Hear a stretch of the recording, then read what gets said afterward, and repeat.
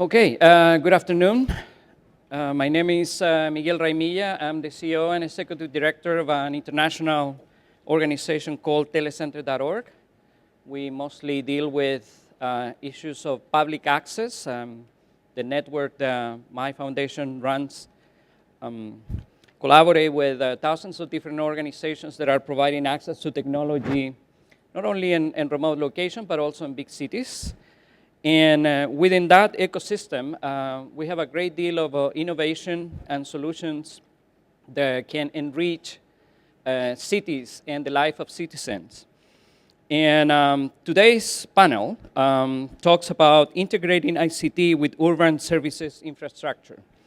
And we have a very interesting panel of people with a great experience that are going to help us to understand what different cities and institutions are doing in order to provide solutions to the citizen businesses and government. And I asked my colleagues in the panel to also give us their point of view in the main challenges this concept of smart cities is facing today. Why we don't have more governments and cities following this idea? What is stopping for this to become a global and very solid trend?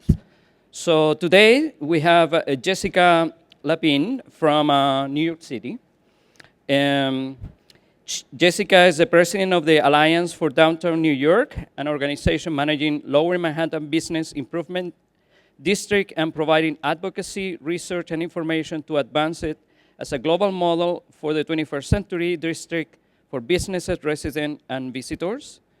We also have Mr. Kamal Diab, Manager Director of Precast Logitek.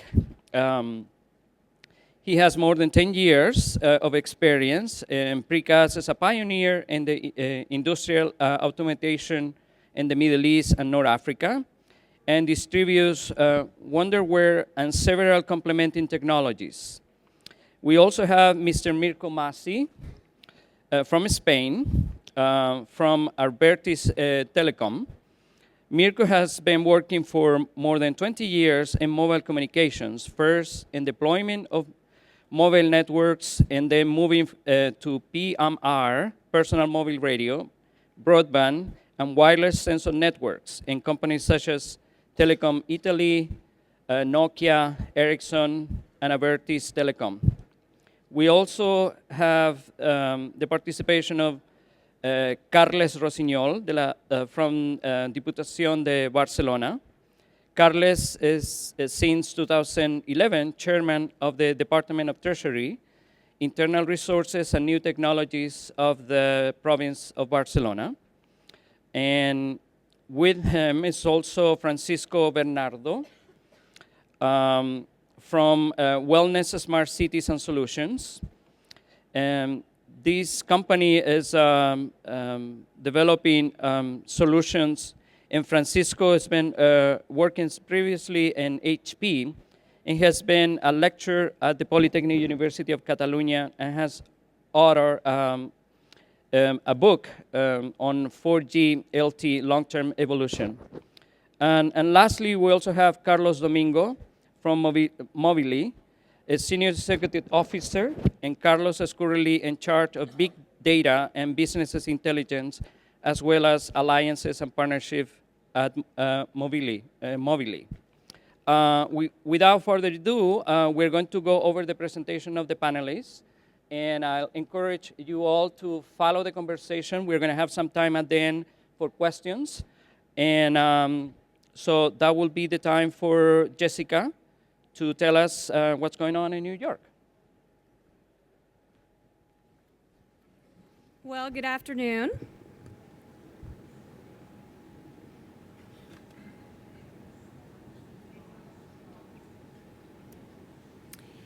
Let me introduce you to our neighborhood.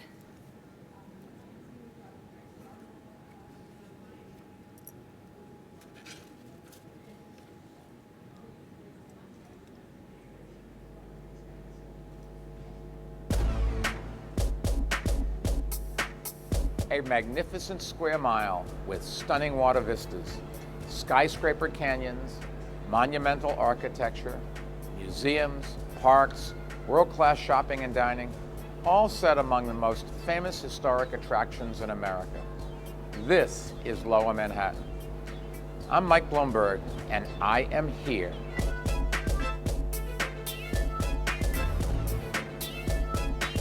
This is where the nation began.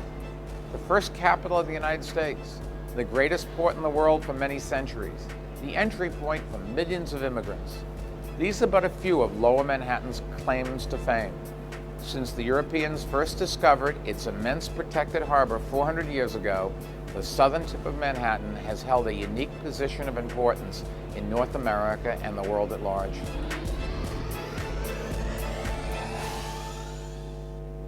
So thank you for letting me transport you back in time. That's our previous mayor, Mike Bloomberg, and to our lovely neighborhood. I'm Jessica Lappin, the president of the Alliance for Downtown.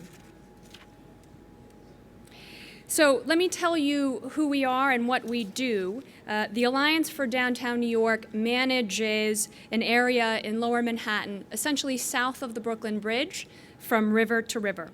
We're in a business improvement district, which means that we provide service above and beyond what the city already provides.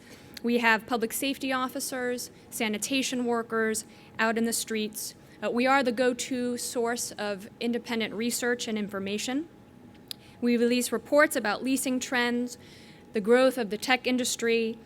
We use a very robust marketing department to trumpet Lower Manhattan from every platform that we have available.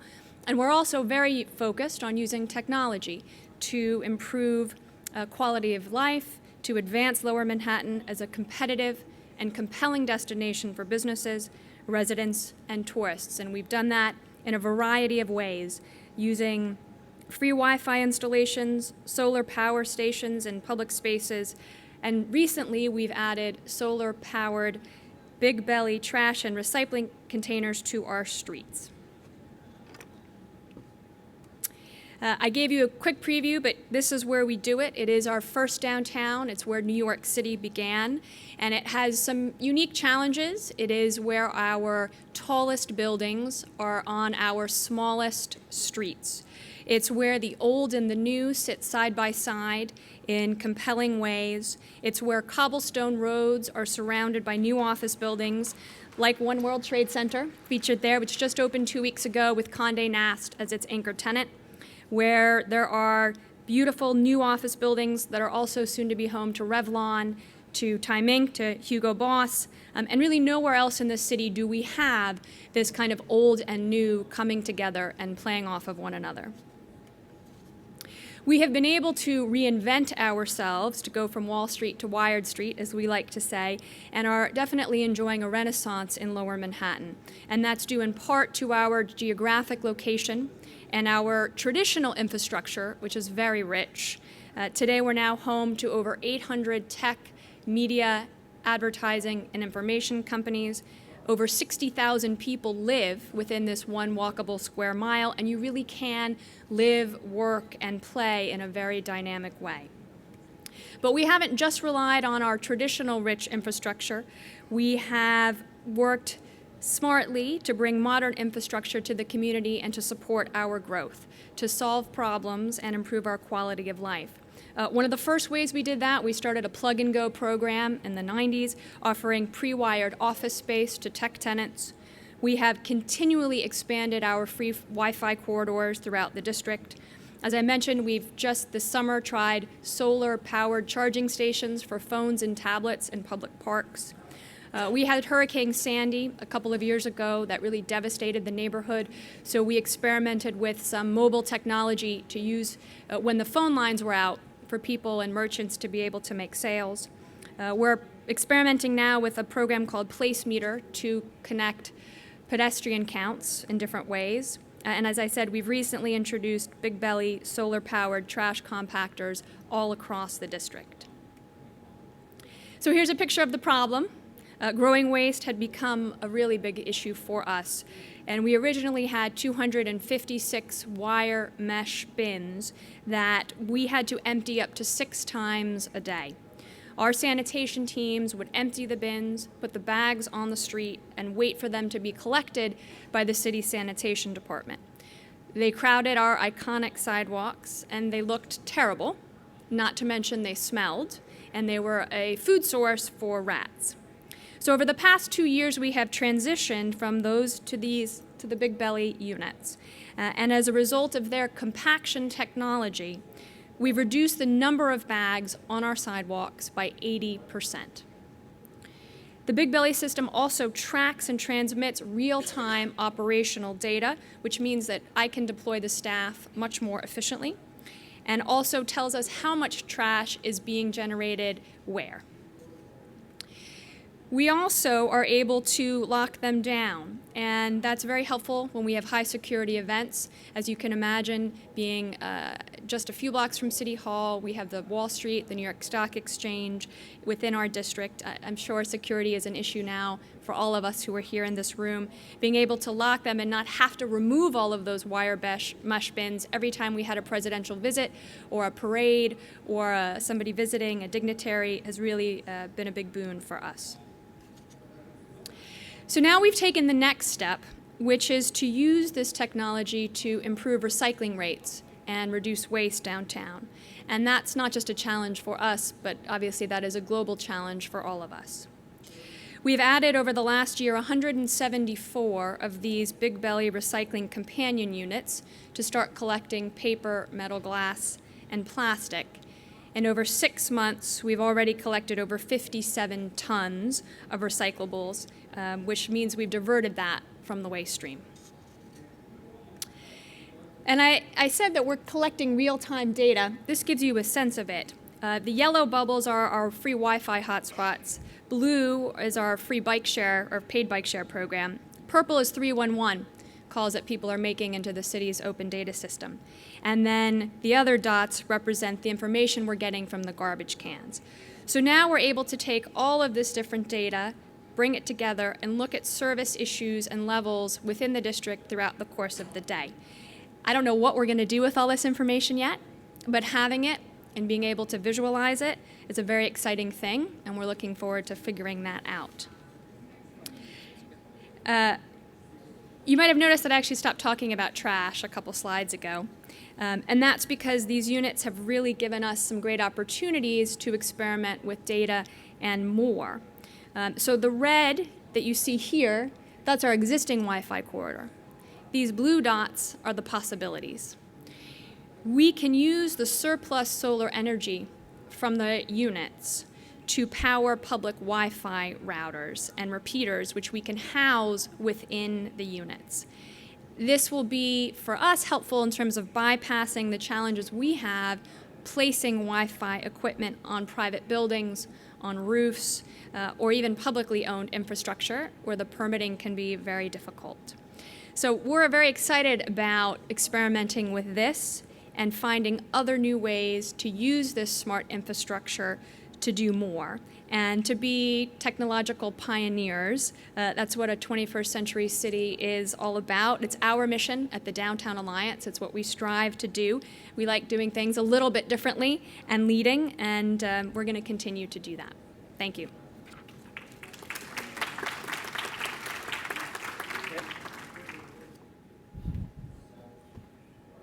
Thank you. Kamal? So it's just press play, and I will be There you go. Okay. Good afternoon. My name is Kamal Diab. I'm coming from Dubai. I represent Logitek and Precast. Within Logitek and Precast, we carry more than 30 years of experience in infrastructure and other automation.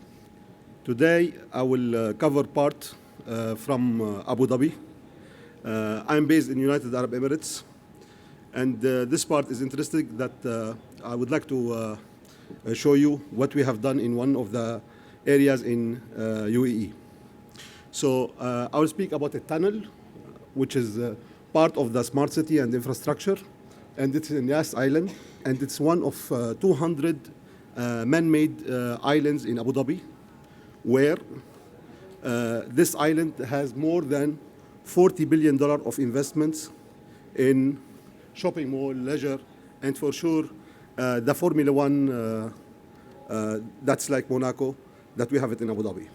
So we will cover in this presentation the tunnel, and I will show you the smartness of our technology, which is based on Wonderware Schneider.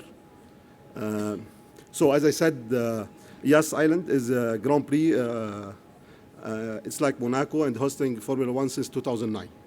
So this is a picture of the tunnel, which is around 1.1 kilometer and 43 meter wide, high clearance of 4.5 meter, and it's composed of 6 lanes. So this is part of the plan of Abu Dhabi in infrastructure for 2030, which includes so many other projects that we will cover later on in other events. So this is a picture of what's there in the island, okay? And it's always hosted by Wonderware, by Schneider Electric. So the functionalities that were required. And when we speak here, just to give you an example about when we speak about smart city, okay, even a tunnel, okay, you have so many functionalities. So smart city is composed of so many similar systems. Here for the tunnel, we talk about tunnel lighting, traffic lights, jet fan, sump, pressurization, visibility and one direction, integration with CCTV, and for sure fire alarm control, and also emergency telephone system, fire hose cabinets monitoring, passage door monitoring, and UPS and power backup generator monitoring. So that's for the tunnel. You have all of these systems that need to work in coordination and in integrated way. So the requirements, we find that we need at least 3,000 points of control here, and 2 main controllers plus 10 small controllers from Modicon. Communication media is wired, Ethernet, fiber optics. Also, we cover other communication where based on Sigfox. And then, for sure, the integration to the CCTV. So the solution is looking like this. You have Bosch on top, and then you have Wonderware system platform, which include the historization and the 3,000 IOs. And bottom, you have the Schneider PLC Modicom, 2 of them plus 10 slave PLCs. The challenges here, for sure, is the different protocols. But if you see here, it's a picture of a standard room that we did here over fiber optics, and on the top, you have the control room.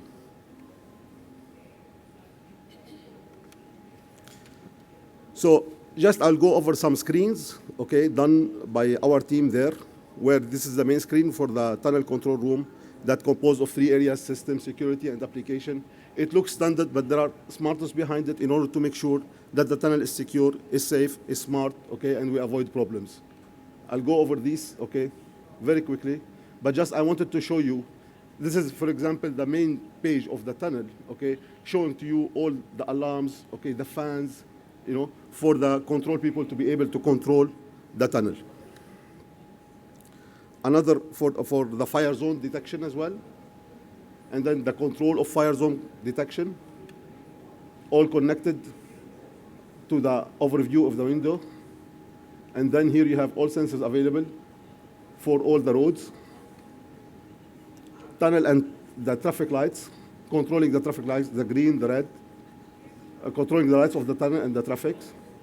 These all screens are done by engineers with some algorithm to control this and make sure that the tunnel is safe and connected to the main control room.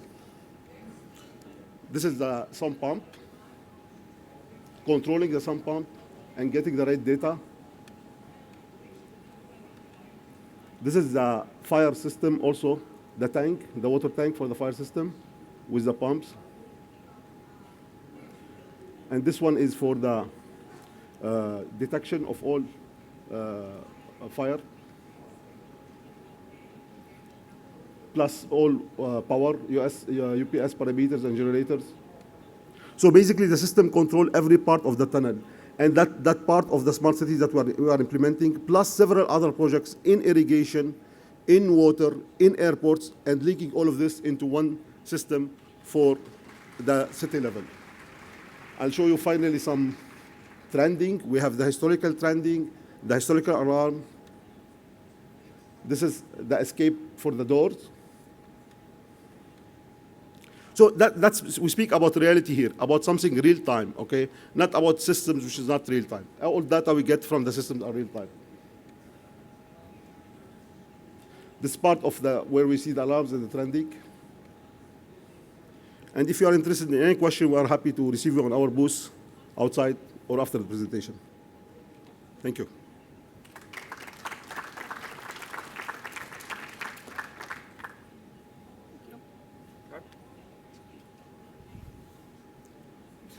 I think that's correct. Yeah, just go with that and we'll start. Good afternoon. I represent Mirko Masi, representing Abertis Telecom, that is an operator of telecom infrastructure, not a telecom operator, but an operator of those assets that allows the mobile operator or other operators to provide you coverage and services. The idea of my presentation is to go back to the basics and the reality. One of the issues that our moderator told us is try to identify issues that you should approach to make the way to be a smart city faster than it is today. And if you look at the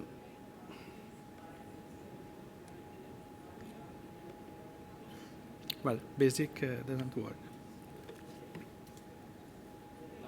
You're back. Sorry, see, but I. Sorry, and this one.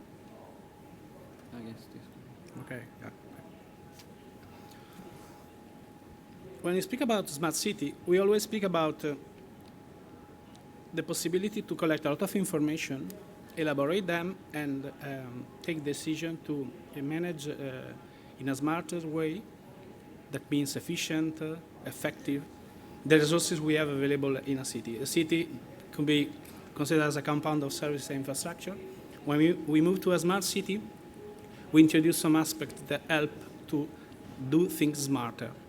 One of the important issues from our perspective, being one infrastructure operator that is also active in the smart city world with the platform, sensor, and so on, is that the middleware, the layer that is between the gather of the information and the platform that get all the information to be elaborated is something that should be present from the day one to provide overall coverage on the city. The approach we normally consider when we speak about smart city is what we call the three-layer technological approach. We have three simple layers, that is gathering of information, a lot of different sensors that needs different type of bandwidth, from the video to the very limited amount of data. So it means a different technology could satisfy these needs. Then we have the communication network that actually is an heterogeneous communication infrastructure network, because there are a lot of operator-provided services, some new deployment done by the municipality itself, and so on. And then we have what we call, in our case, Smart Brain, the platform that helps to provide the big data to the utilities or the corporation or the city hall to manage in a smart way the city and the resources. When we have a look on, for example, Barcelona, the amount of infrastructure we have, we can say one city or a city, 100 of networks, 1,000 of infrastructures. And today, as we will see later, there is more need of such a kind of connectivity that would mean probably proliferation of infrastructure and service. That is good. But if you do not approach it in a reasonable and coordinated way, you could have a mess. Just an example, in Barcelona, you have fiber optical network with a backbone, FTTC and TTH from the operators. You have several, at least four. We have 4 operators here in Spain that provide 2G, 3G, and 4G services today from mobile perspective. Then you have Wi-Fi. As New York, Barcelona has a very large coverage of public free Wi-Fi that is also being deployed with the target to provide service to the municipality. Then you have WiMAX, dedicated networks, microwave, and so on. And then there is the IoT issue that is just on the corner. this is an experience that we are doing. We are developing an IoT network based on ultra-narrowband, which idea is to provide at a cheap cost with a low amount of base station, some connectivity, but for limited amount of data. Anyway, just to give you an idea, if you take Barcelona, only mobile operators have around 2,000 sites, without considering microcells. Madrid, 3,000. If you go to Milan, for example, another city, 1,200 plus 450 microcells. This is a lot of infrastructure. So then what is the future? What is the future for us, or from the perspective of the infrastructure? We have a new demand of connectivity for different kinds of services, and services to be provided in different environments. For example, indoor, deep indoor. We have a limited amount of infrastructure, because in any case you cannot have a possibility, or at least this is what happened today, you cannot install your equipment whenever you want. Now we are speaking about urban infrastructure, street level infrastructure, pole, lighting pole, red light, and so on. They are ready. Apart from the 90 and when we started to see the microcells on the rooftop of the building, now we see already at the street level Wi-Fi, small cells, and so on. All of these infrastructure are, of course, useful for the smart city. But as I said, there is a sort of proliferation that could happen. Apart from that, there is a lot of problem for the maintenance of it. So this means possibly duplication of infrastructure that you should maintain. Then you have the other aspect, the energy efficiency, the visual impact for the citizen, and also at the end, there are some limitations to be respected in terms of electromagnetic level for the human body safety. For example, in the bottom you see from, this is just an example of a possible number of cells to provide a certain coverage. And if we move to, for example, deep indoor, the number of cells, regardless the technology considered, increase quite a lot. So what expect us? New demand for infrastructure, fostered by data traffic and coverage, proliferation of telecom infrastructure, unnecessary the duplication of infrastructures, high level of investment to provide this infrastructure, as also recurrent OPEX. That is something that sometimes for the application is a barrier of entrance. And then increasing visual and environmental impact and challenging sustainability. In our opinion, and I go to the end of the presentation, there are responsibility, or at least the roles that the public administration, the CTOs, should take as his own role. That is to have an integrated vision of usage of infrastructure and do the steps needed to help on this kind of management. The other role that we identify is the infrastructure operator role. In this case, we are an infrastructure operator role, so we consider that this kind of operator is needed in a urban environment to help the fast deployment of connectivity and to help the implementation of smart cities. This is an example of Barcelona. Barcelona City Hall, I think was 1 year ago, decided to move with an integrated management of telecom infrastructure and urban services, provide horizontal infrastructure from the silos vertical infrastructure, different network for different applications for the same scope of management, to an horizontal integrated network. And then,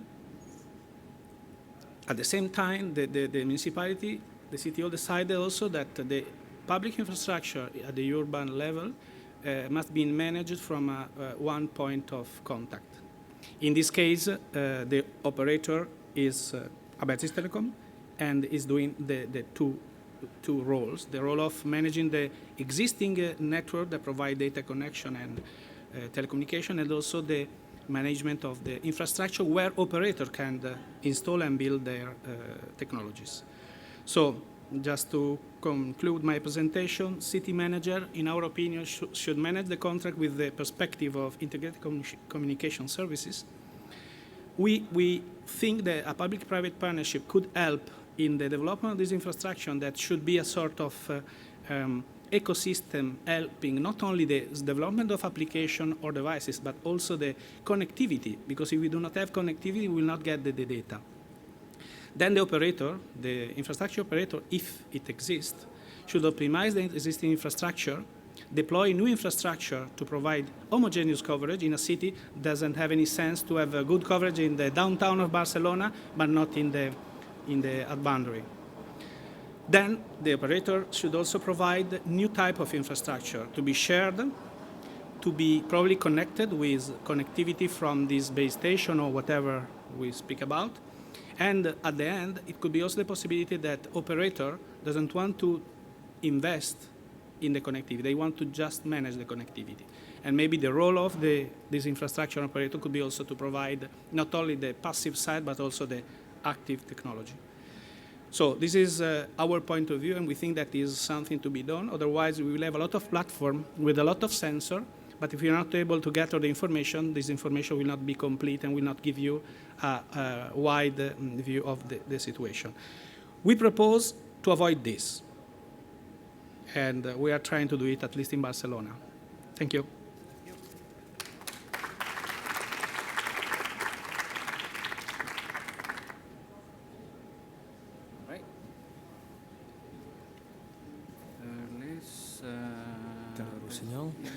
Over there en las diapositivas la vamos a poner. Vale, perfecto.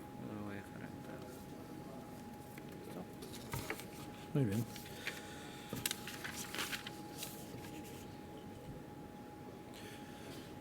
Buenas tardes, soy Carlos Rossinyol, presidente del área de Hacienda de la Diputación de Barcelona, y lo que yo les voy a explicar, lo que les voy a comentar, evidentemente, por una parte, introduciré a grandes rasgos cuáles son las actividades o actuaciones de la Diputación de Barcelona, pero después una vertiente, digásemos, introduciremos el elemento humano en todo este importante tema que es de la Smart Region, la tecnología relacionadas con las ciudades inteligentes. En primer lugar, permítanme que les ubique cuál es el ámbito de actuación de la Diputación de Barcelona. La Diputación de Barcelona da servicio a 311 municipios que representan 7.726 kilómetros cuadrados, más de 5 millones de habitantes, tiene 48 entidades locales menores.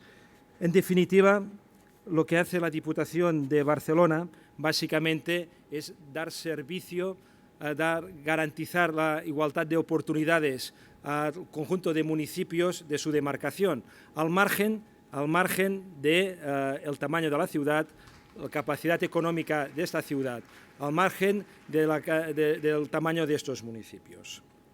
Y este trabajo, ¿cómo lo hacemos? ¿Cómo se hace habitualmente la Diputación de Barcelona? Y también en lo que se refiere a los proyectos, a las políticas relacionadas con las ciudades inteligentes o regiones inteligentes, que es lo que nosotros hablamos, porque nosotros nos referimos siempre a una pluralidad de municipios. Básicamente para construir las políticas sobre Smart Region de la Diputación de Barcelona, lo hemos hecho no desde de arriba abajo, para decirlo de alguna forma, sino a partir de el contacto, a partir de la confrontación de intereses y necesidades de los ayuntamientos y también de las ofertas reales de las empresas. Y para hacer esta actividad, la Diputación, ¿qué plantea siempre? Pues lo que proporcionamos a las diferentes administraciones locales, a los diferentes ayuntamientos, básicamente es soporte económico, soporte técnico basado en las tecnologías de la información y el conocimiento, y también la cooperación y la compartición de conocimientos, tanto de lo que puede aportar la Diputación con sus servicios técnicos, con lo que se puede contratar con las empresas, pero también con todo aquello que han realizado los diferentes ayuntamientos. En estos momentos, ¿qué estamos haciendo desde hace tiempo la Diputación de Barcelona? Pues de hecho, la Diputación de Barcelona está llevando o controlando 220 websites municipales, está controlando 220 bibliotecas repartidas por todo el territorio, está llevando la contabilidad de 340 municipios y el censo de 250 municipios, entre muchas otras cosas. Por tanto, lo que básicamente hace es dar servicio de tipo tecnológico a todos los ayuntamientos de su demarcación. Pero las últimas políticas que estamos intentando implantar, evidentemente, se basan en lo que se refiere a Smart City, a intentar buscar la forma de integrar una serie de servicios que sería a base de una plataforma que también estaría en la nube, y que estamos en una primera fase en la que básicamente lo que estamos es intentando conseguir que el conjunto de municipios de la demarcación de Barcelona puedan utilizar una plataforma.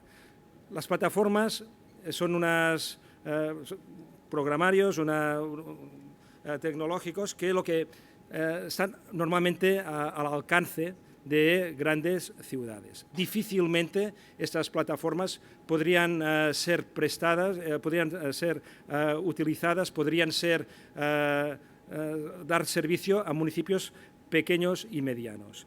Básicamente, la Diputación de Barcelona lo que pretende es, mediante un sistema de multiusuario, poner a disposición de cada uno de estos 311 municipios una plataforma controlada desde la misma Diputación de Barcelona, financiada inicialmente por la misma Diputación de Barcelona, pero que con el futuro se pueda financiar a través de los servicios que estén prestando los diferentes concesionarios, y de esta forma, desde un punto de vista económico, conseguir su sostenibilidad.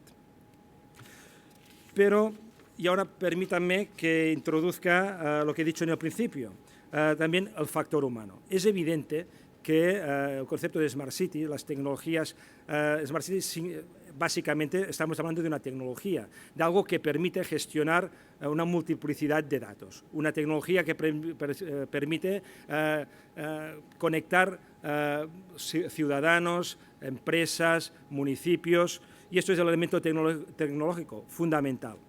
Evidentemente también las Smart Cities, que tienen un elemento económico también importantísimo, generan toda una economía a su alrededor. Pero hay un elemento que es fundamental, a nuestro entender, que es el elemento humano. El elemento humano es el que, de hecho, configurará o proporcionará que estas tecnologías realmente sean útiles y sean aplicables o no. De hecho, la tecnología por sí sola nunca es, al menos desde el sector público, una finalidad en sí misma. La tecnología básicamente tiene que servir para ofrecer más y mejores servicios a los ciudadanos. Lo que sí es cierto es que la tecnología lo que permite, y lo que ha permitido en el concepto de Smart Cities, precisamente es replantear cómo se pueden prestar una serie de servicios, porque desde el punto de vista técnico así lo permite. Pero si esta posibilidad técnica no se traslada a una reorganización de la administración de los servicios que se están prestando, sencillamente nos vamos a quedar solo en una mayor tecnificación, pero no vamos a aportar nada nuevo a los ciudadanos, que es nuestra función. ¿Qué me estoy refiriendo con esto? Me estoy refiriendo precisamente que lo que en anteriores explicaciones, y lo que he comentado también que ahora está haciendo la Diputación, la creación de estas plataformas que sirven para interrelacionar diferentes servicios, diferentes verticales de servicios. Esto funcionará en la medida que las organizaciones sean capaces también de, al margen de la tecnología, reorganizarse, repensarse, para que también funcione de forma transversal. De nada servirá tener unas plataformas, unas tecnologías que nos permitan aglutinar mucha información si no estamos dispuestos, las personas que gestionan estos servicios, a compartir esta información. Cuando estamos tecnificando estos servicios es un buen momento precisamente para replantearse lo que se ha estado haciendo durante todos estos años, que seguramente no se podría hacer tecnológicamente de otras formas, pero sí humanamente se podría haber hecho de otras formas, romper estas verticales que no tan solo son tecnológicas, sino también organizacionales, y utilizar precisamente la implantación de estos servicios, de estas nuevas técnicas que ofrece las Smart City para también romper estas dinámicas. En definitiva, cuando hablamos de Smart Cities, lo que es evidente que hablamos de ciudades inteligentes, pero también hablamos de ciudadanos inteligentes, pero también hemos de hablar de administraciones inteligentes capaces de repensarse y utilizar estas tecnologías, la implantación de estas tecnologías, precisamente para conseguir un replanteo de lo que se ha estado haciendo estos últimos años. Muchas gracias.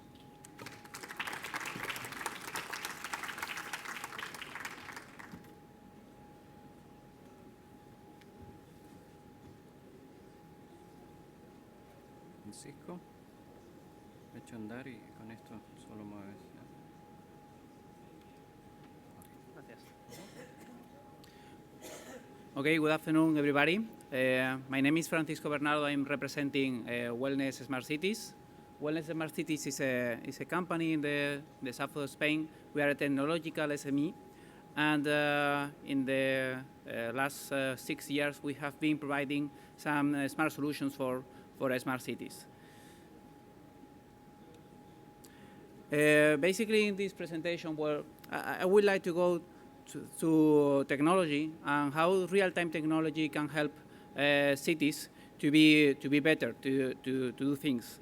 So first, I will share with you some thoughts about how the management of real-time data can add value for the city.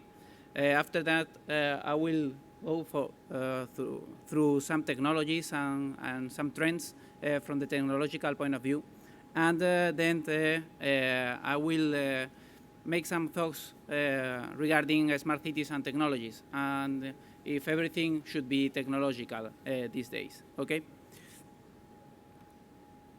So imagine that we have a service in the city, and usually if you are managing a service, you have different parameters that go in different directions.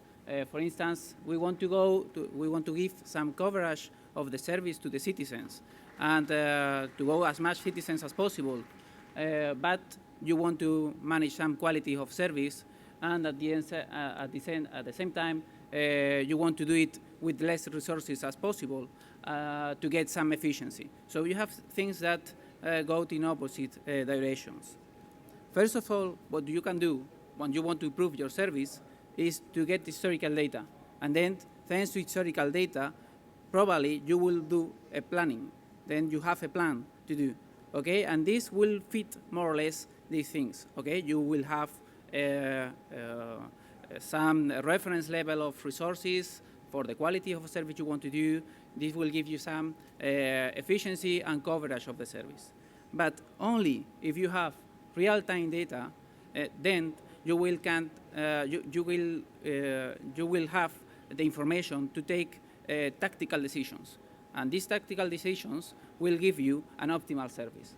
Okay, so let's say that historical data can give you the information to have some strategical decisions, and then only if you have real-time data you can take some optimal service. Okay, so more or less this is what I wanted to say before. You have sometime real-time technology that will give you some optimal service at the end, and in the middle you will have a lower service cost, fast response, and better quality. For instance, some examples that are these days in the street.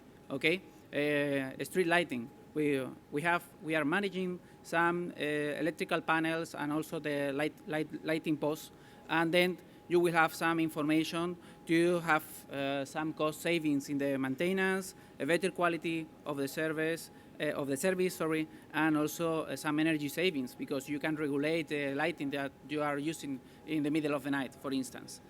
Only if you have real-time technology, you can have an alert to have a quick response to a lamppost that, for instance, is off in the middle of the night. Okay.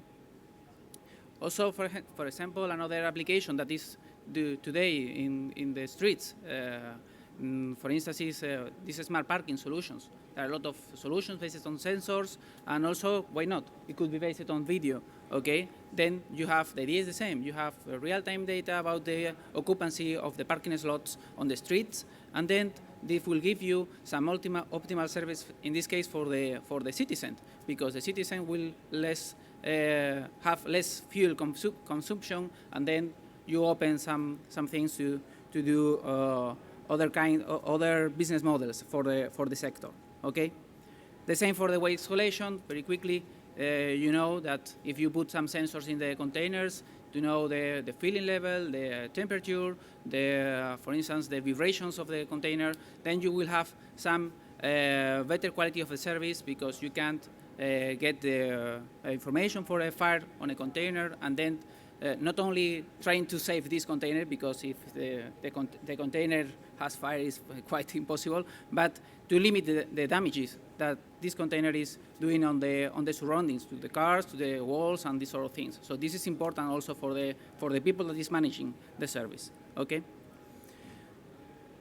I will pass now to the second part, that is more or less which is the technological framework we have, and some trends that I would like to highlight here. More or less, I think is the same stack, technological stack that has been said before, because it's something that should be more or less. We have some information layer where we have sensors, a lot of sensors. But I would like to add two more things. I think the citizens, we can be sensors as well, very smart sensors, I think. And also some data repositories, repos, for the service. This historical data that I mentioned at the beginning could be also an input for these platforms, okay? Also, we have a layer for networking. And as Mirko said, we have a lot of heterogeneous networks here, okay? And we have this wired connections, fiber, through other things I will mention before, cellular, ultra-narrow band, okay? Also, we have the real-time business intelligence. Not only business intelligence, should be business intelligence in real time, not data mining. It's just to taking decisions in real time, okay, with rules.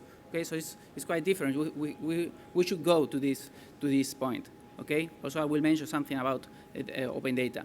And in the end, we have some kind of city plan for platforms or brain of the city. We should integrate things, I think, in the future for the cities. Otherwise, we will have vertical silos. Okay. So more or less, just few highlights for one specific points before. Basically, I think one technology trend in the future will be the citizen empowerment. I think all of us will have the power to contribute to the system, okay? It's something that more or less is today with some apps, okay, to share some incidents on the services, but just see the things. For instance, we will have some mobile apps. We will have also some gamification. Maybe we could be involved in some game, just to receive afterwards some award, some prize, or some discount in the taxes we are paying, for instance. And in the end, maybe we can get, and I will change, well, what I would say is maybe all of us have a smartphone in the pocket. So we are moving sensors, moving another sensor that is the smartphone that has, okay, it's multi-sensor, multi-radio, and also the perspective is to have 6 billion connectivity in 2020. So maybe I would say that it will be the citizen plus the smartphone would be the ultimate sensor in the future. Obviously, not all of us will be looking at the light points in the middle of the night to see if it's on or not. We will need also devices, but also we should use our brains, okay? Also, regarding the technology for networking, I think that more or less we have two approaches right now for the future. One is 5G generation, 5G, Okay, now we have 4G, LTE, and the 5G will be more or less, or it would be an holistic approach. It will be the network of networks for IoT to the very high broadband connectivity to everybody. Okay, and I'm sure that it will be. Okay, first route will be in 2080, and okay, this standard, it's an evolution of the current standard, so I think it's good because I think we need a standard. Okay, we need a standardization.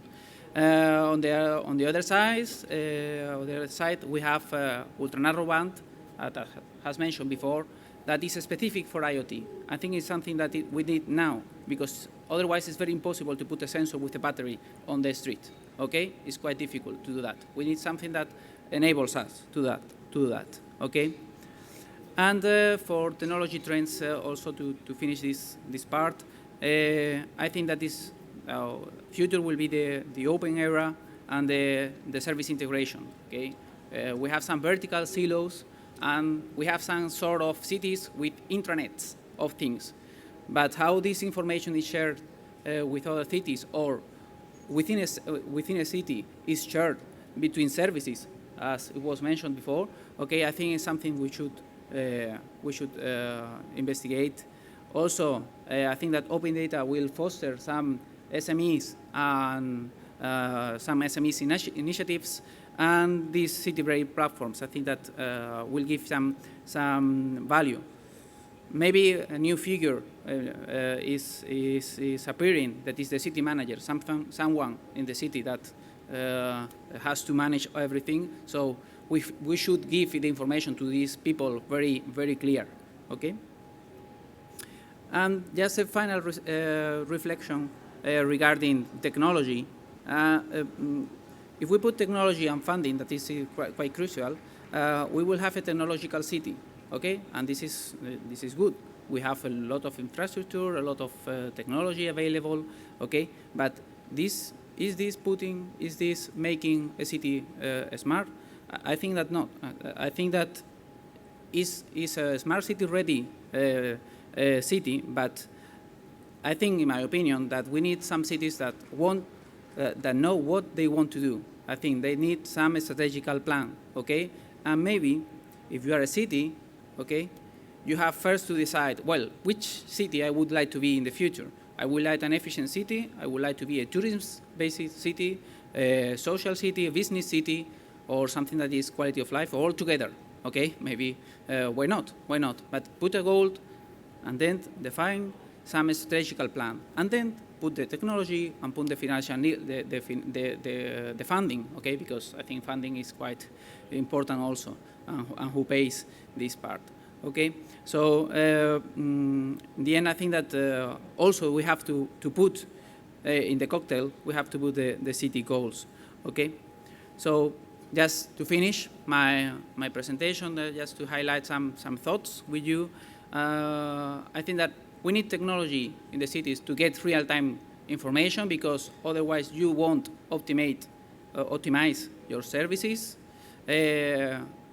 Also, I think highlights the importance of standardization of everything in the smart city. We have a lot of actors, and we need some sort of standardization across cities.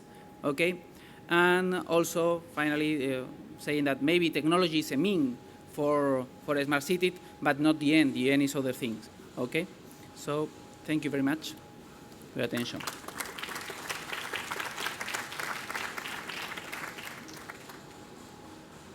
And finally, Carlos.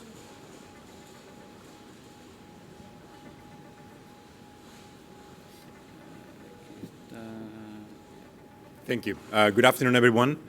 Hope you're still here awake after so many talks, and bear with me for another 10 minutes.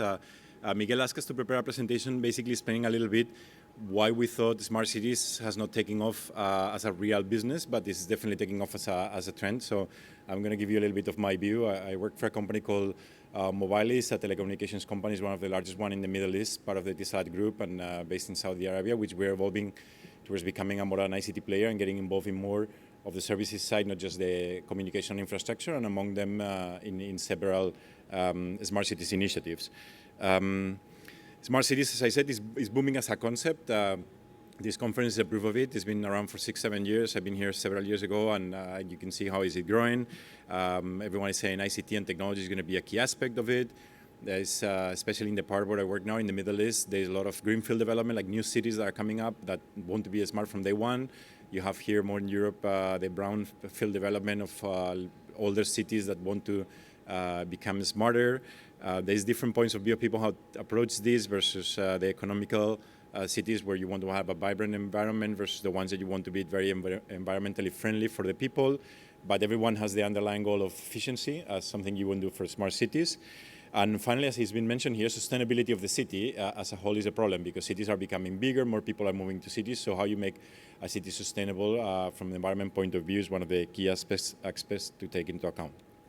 Now, I think part of the problem of why smart cities is not taking off as a real business is because there's a lot of confusion about what it means to be a smart city. Here this morning I was in another panel where Inigo de la Serna, the mayor of Santander, one of the few cities I know that actually has done some developments of smart cities. He's become the president of the Association of Smart Cities in Spain. And guess what? All cities have moved there. There used to be an association of cities in Spain that no one is left there, and everyone is now in this smart city association because you don't want to be a dumb city, you want to be a smart city. But that's not enough. There has to be some clear definition of what a city needs to do to become a smart city. And giving away free Wi-Fi or putting some parking sensors somewhere in the corner of a city, that's not becoming a smart city. It has to go beyond that. I think this is one of the reasons why this is not taking off as a concept. In my view, there's 6 dimensions that need to be taken into account: smart economy, environment, smart governance, smart living, smart mobility, and smart people. These are kind of like the 6 things you need to be doing something across all of them to be considered a smart city. Not just doing one thing is enough to be smart.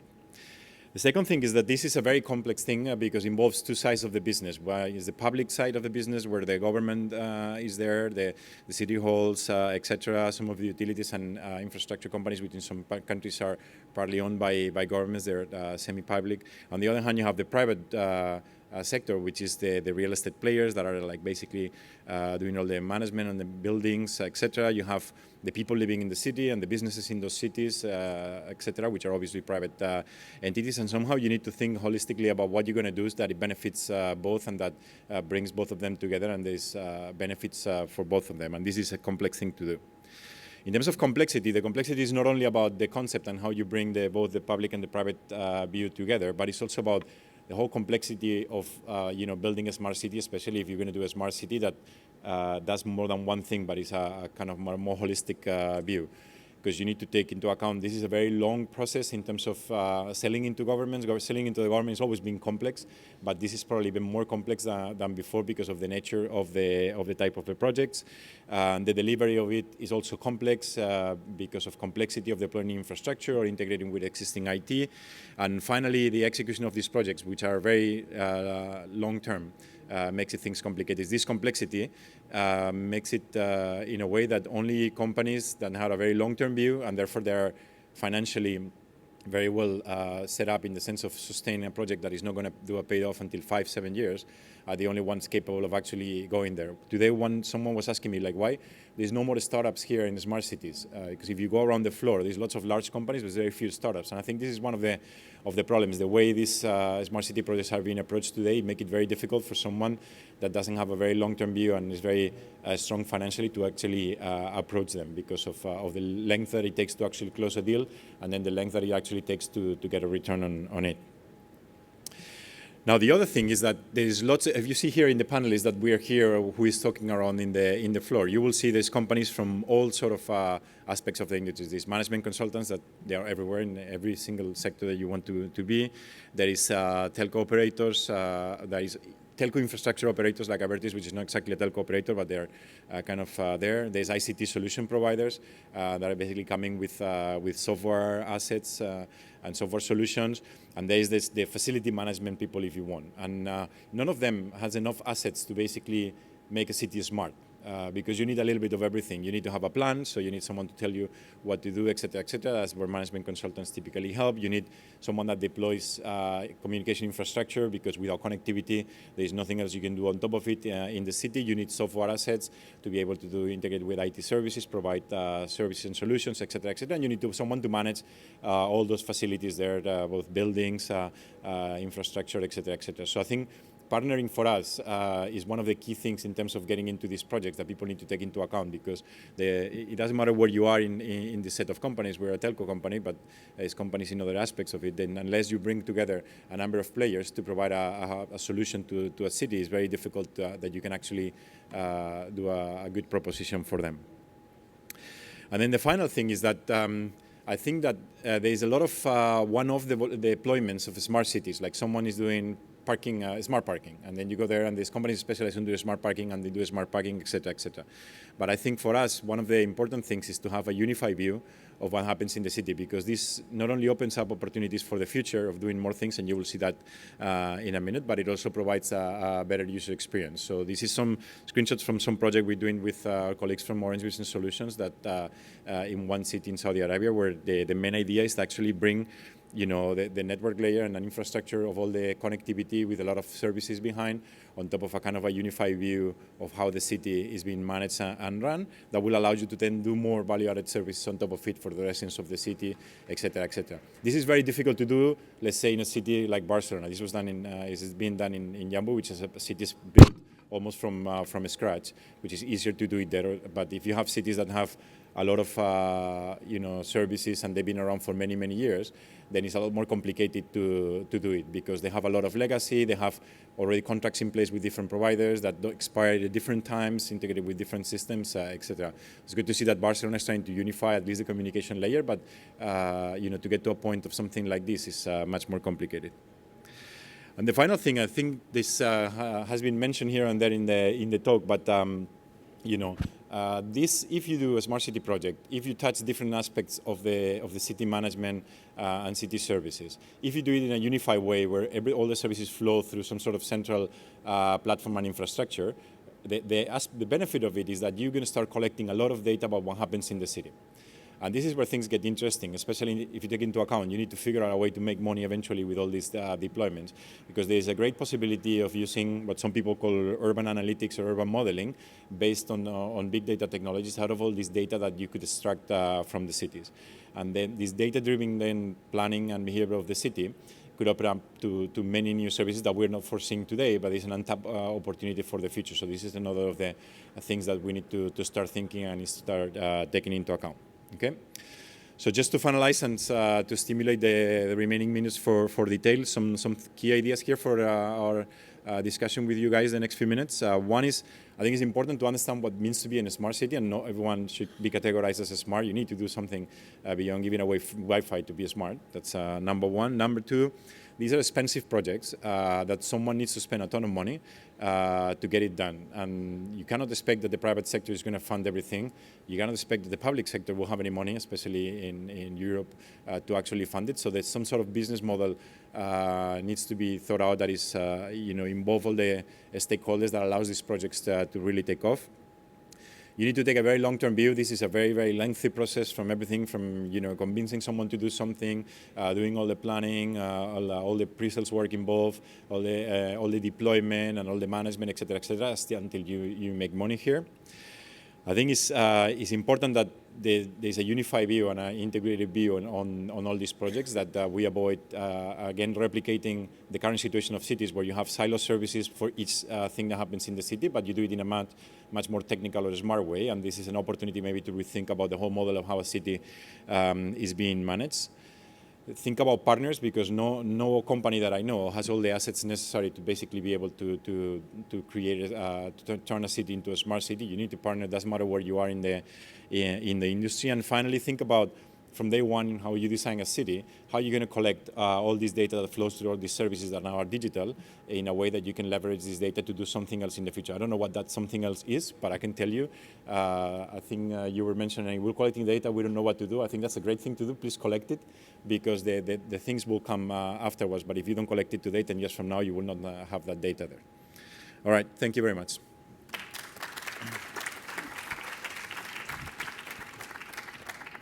right, perfect. First of all, thank you all of you for keeping to the time, so then hopefully will give us some time to go in more deeper discussions about some of the key aspects and concepts that you share with us. There is a number of very interesting things were mentioned here, but I'm trying to summarize some of the key areas that it seems to me that all of you believe that there is a role for the citizens in all this process that it's not yet been completely addressed. And as many of you said, the technology is not enough to really transform a city into a smart city. So what else needs to be done? It will be interesting for all of you to share some thoughts in terms of not only from the point of view of what some of the things that Carlos was saying, it's not only money, but it seems to me there is a level of coordination and communication between all these different stakeholders that need to take place that we are not quite yet mastering appropriately. So we still need to do something, and probably these kinds of venues are the perfect place to throw some ideas to see, and hopefully, key leaders in the sector, like the city of Barcelona, for example, can try some of these concepts, and then other cities can replicate. But another important aspect that all of you touch in one way and another is the increased number of data and traffic of data. All this new information that's going to be emerging by the use of technology. So what is that telling us? So what is that is going to show us in the future? And then another important aspect, I think, that also concern the participation of the citizen have to do with the way of how the community at large participate and take advantage of all these new technologies. So, I mean, data is key, participation in policy and investment is key.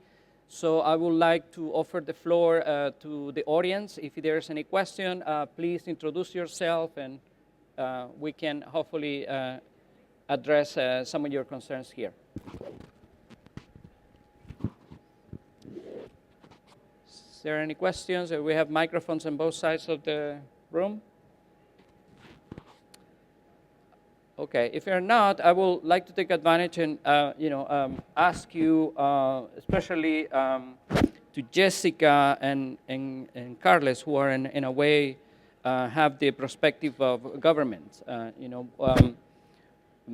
How you evaluate so far the participation of citizens, and how the citizens are actually helping you to provide better services to the community. So if you can tell us a little bit more about that. Jessica? Can you hear me? There we go. So what I didn't share when I introduced myself was that I was a city councilwoman for 8 years. I represented the east side of Manhattan. So I have experience on both sides of the coin. And I think what helps us at the Downtown Alliance is that we are that sort of perfect public-private partnership. I can't remember whose slide, maybe Francisco, who had sort of government and real estate. Bringing it together. So our budget is completely funded by tax levy dollars coming from the real estate interests in Lower Manhattan, passing through government back to us. So we are convening the different stakeholders. Our board has the mayor and the controller of the city, but also the major landlords and tenants in Lower Manhattan. So it gives us a flexibility that you don't have in government. That was the thing that frustrated me the most, how long everything takes.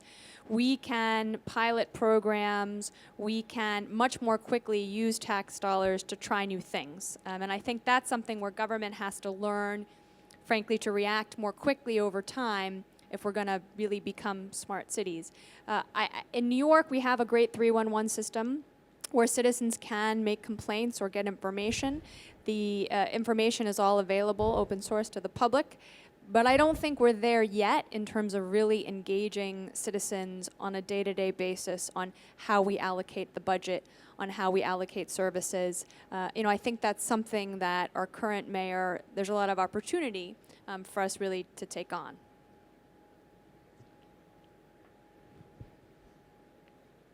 Thank you very much. Bueno, pues yo creo que lo que ha pasado, yo hablaré por el entorno que conozco, que es el ámbito de la provincia de Barcelona, y creo que extensible claramente en todo el Estado español. Creo que hay una clara evolución de la ciudadanía en la línea de que exige tener más información de lo que pasa, exige más transparencia a las administraciones en el sentido de conocer exactamente qué se hace con su dinero, en qué se invierte, cómo se invierte. Exige también poder participar en algunas de las decisiones. Y esto, que yo creo que esta exigencia se corresponde a dos hechos fundamentales. Por una parte, porque creo que la mentalidad del conjunto de los ciudadanos ha cambiado, y en segundo lugar, y aquí es donde entra el concepto de Smart City, porque la tecnología lo permite. Hay una serie de cosas que quizás podrían ser deseables en un momento determinado, pero que la tecnología, sencillamente, procesos de participación, hace mucho tiempo que se hablan. No es una cosa nueva de ahora, ni de mucho menos. Pero sí que es absolutamente complicado, o era absolutamente complicado llegar a los niveles de participación y de interacción entre el ciudadano y la administración que la tecnología permite. Yo creo que es fruto, en todo caso, de estos dos elementos. Primero, un cambio de mentalidad. El ciudadano cada vez es menos receptor de servicios, un ciudadano que calla, paga y cada 4 años vota. Cada vez esto, en todas partes, no se acepta por parte de la ciudadanía. La ciudadanía quiere ser más activa en todos los aspectos y participar, al menos no todo el conjunto, pero sectores interesados en determinados aspectos, pues quieren tener su voz, ¿no? Y por otro lado, y esto es definitivo, lo que he dicho antes, la tecnología que lo permite. Okay, muchas gracias. Para los, I'm sorry, switching language. For the people representing the private sector, so I would like to know if you can give us maybe 1 minute of comments in terms of what do you see as the new trends in terms of data, and what are the opportunities that all this data might be able to provide in terms of development, business opportunities, and how your companies are actually data to improve the services? So, okay, let me start first. What we see in data is 2 things. One is as mobile operator, we already have the data of what happens in the city without doing anything. Even if the city is not smart, it does not deploy any new fancy tunnels or fancy garbage collector systems, etc. We already have the data about what the citizens do in the city through the mobile phone network, because we know where they are, how they move, what is the dwelling time in a particular time of the city, how the crowds move around, etc., etc. So we're already looking at that as an opportunity to try to go and approach the cities and tell them, look, I can tell you a lot of things about your city without you doing anything else, because this is already here and it's very easy to provide value in an anonymized and aggregated way, so you're not infringing any privacy, or there's no privacy issues. But that's only the first step. The second step is when sensors start appearing, like in some cities that have done sensors deployment for parking, for traffic lines, for pollution, for public transportation, etc. Then you start collecting a lot more data, and this gets even more interesting because then you have more data about the things that happen in the city with the city systems and services. And then now the problem is, what do you do with it? How do you deal with this amount of data? For instance, just on the mobile network, we collect like 40 petabytes per year, which is a humongous amount of data, and any major city will be collecting tons and tons of data. So you need to have certain infrastructure skills, people, data scientist type of people trying to make sense out of that data to come up with new usages for it, which I believe is where people should be investing in the mid to long term. Thank you. Francisco? Kamal? Yeah, just I have one observation. If you see some of the slides, when they put the different company names, I'm coming from the Middle East, and I know so many telecom operators are asked to do initiatives about smart city. Also, there are so many companies in the Middle East trying this initiative, and we have lots of budgets allocated. But I see this Congress has a big role to do, because till today, telecom do not know industrial. Industrial do not appreciate what telecom. For sure, smart city, not the tunnel thing is only the smart city. And for sure, not the data at the telecom is a smart city. It's a mix of all of this together, okay? I mean, if you see this Congress 3 years ago and 4 years ago, now we are progressing more and more. Now the companies has more into it, okay? But also the consultants, for example, you in Saudi, can you point me a consultant who can come and prepare for you a requirement, including all the smart city? I doubt that, Okay, so I see that we are transitioning, and we need really to focus with such Congress to come into a tangible results. Because today, no one has the whole concept, no one has the whole truth. Okay, what is the difference between Oracle, Microsoft, IBM, and Siemens, Honeywell, Schneider? Okay, these people are totally different than these people. And you notice now, both are speaking about smart city. And both are two different set of creatures. Oracle never is Siemens, never is Schneider, okay? The same Microsoft. So I see this Congress has a bigger role, okay, in the coming 5 years to take really smart city to where it should be, okay, for the benefit of our cities and ourselves. That's just my opinion. Okay. Francisco? I don't know if you have comments related to the data opportunities. One thing that can you listen? No, it's not on. I think you have to. Maybe. One of the issues that maybe prevent the private company to make more investment in the smart cities is that the framework, at least in Spain, the framework for the PPP is not clear. So today you have to invest money to get saving, but the savings are not there. The public administration has no money to do the investment and ask the private company to do it. But where are the savings? And maybe the public administration want to get the saving also. So here there is the party and nobody want to pay it.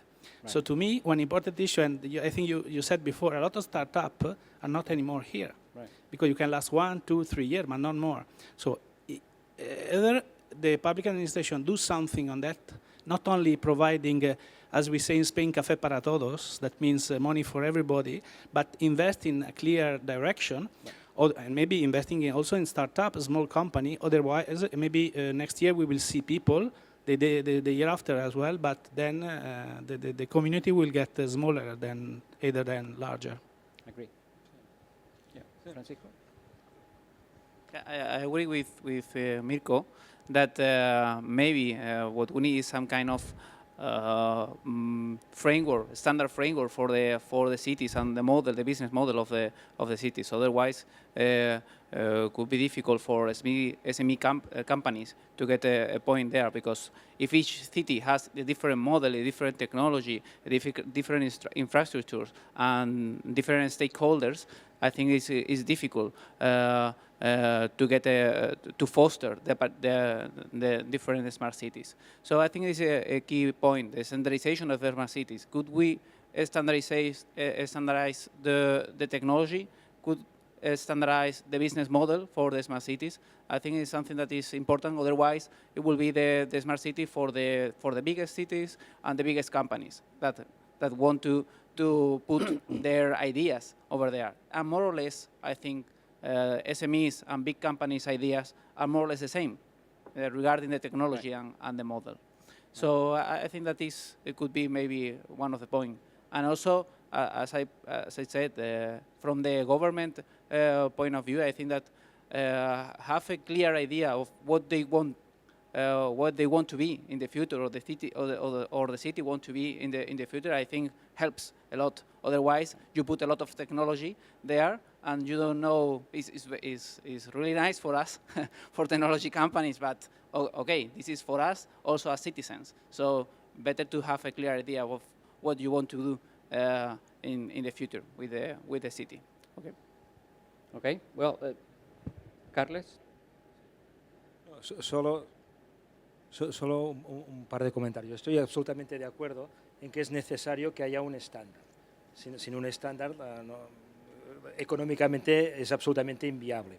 Y de hecho, la Diputación de Barcelona, lo que estamos haciendo con los 311 municipios coordinadamente con Barcelona, es intentar sumar y crear este estándar, al menos en este territorio. Pero luego, eso por una parte. Pero el otro comentario que quería hacer es en lo que se refiere a los beneficios y que la elevada mortalidad de pequeñas empresas. Claro, hay que tener en cuenta que las administraciones, la finalidad de las administraciones no es dar trabajo a empresas de un sector o de otro. La finalidad de las administraciones es dar mejor servicio. En la medida que estas tecnologías sirvan para dar un mejor servicio, de una forma más económica, eficiente, eficaz o servicios diferentes, las administraciones invertirán en este sector. Pero no es una finalidad en sí mismo, ni aquí ni en ninguna parte. Y a veces yo creo que este tiene que ser el esfuerzo de las administraciones y de los sectores tecnológicos para buscar aquello que realmente una ambos intereses. Pero por sí solo, o sea, para beneficiar un sector en vez de otro, difícilmente una administración va a aplicar recursos. Okay, well, thank you all for your comments and the presentations. It's clear the concept of smart cities remains a work in progress. It's a great deal of discussions and collaboration that need to happen in order to bring more benefits to the people and really make sure that this concept goes viral. And all of you clearly are doing wonderful work and are leaders in your respective sectors. So a round of applause for all of you. And for all of you, thank you for coming and enjoy the rest of the conference. Thank you.